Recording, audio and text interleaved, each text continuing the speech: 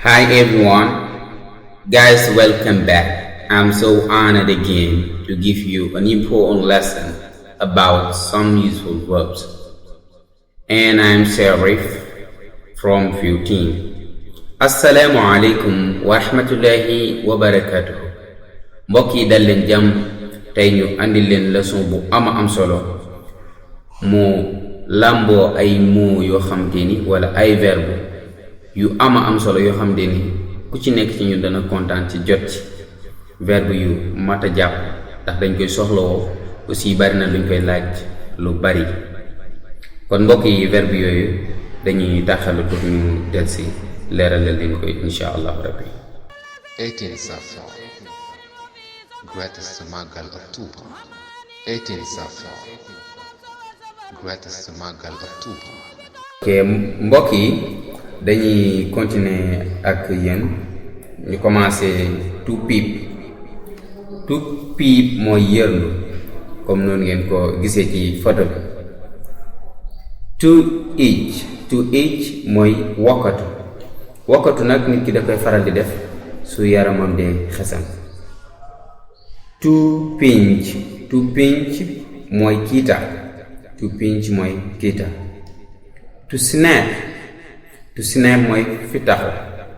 to snap mooy fitaxu. to clap mooy tàccu. to grin mooy siiñ comme noonu ngeen ko gisee ci photo bi. to smile mooy muuñ. to cry mooy jooy. to laugh mooy ree. to sleep mooy nelaw. to see lan lay tekki mooy gis. mooy gis. to blame mooy yedd nit ki su defee lu jaarul yoon dañ koy faral di yedd blame. to hate mooy bañ. to help mooy dimbali. to respect bul wax respect waaye respect mooy wormaal joxe cër. to guide mooy gindi.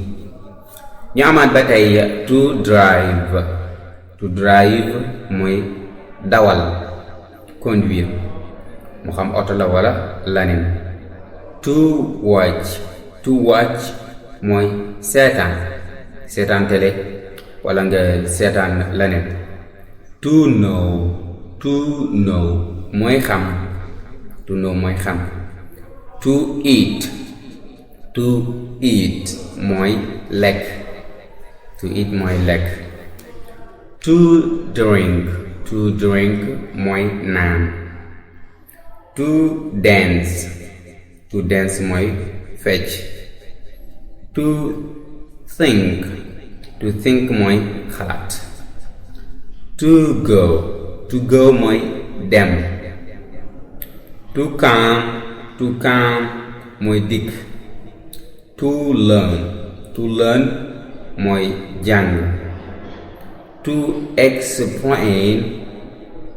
explain mooy expliquer maanaam leeral. to teach mooy jàngale xamle. to try mooy jéem. da ngay dégg léeg-léeg gars yi di wax naa damay try mooy jéem. to sit mooy toog. da ngay dégg ñu naan sit down maanaam toogal. kon mbokk yi lii moo doonoon seen leçon ngeen doon ànd ak seen mbokku Chérif Ousseynou Fall.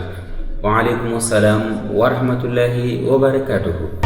yéen waa Sénégal dem leen YouTube ànd ak Fas English in Wolof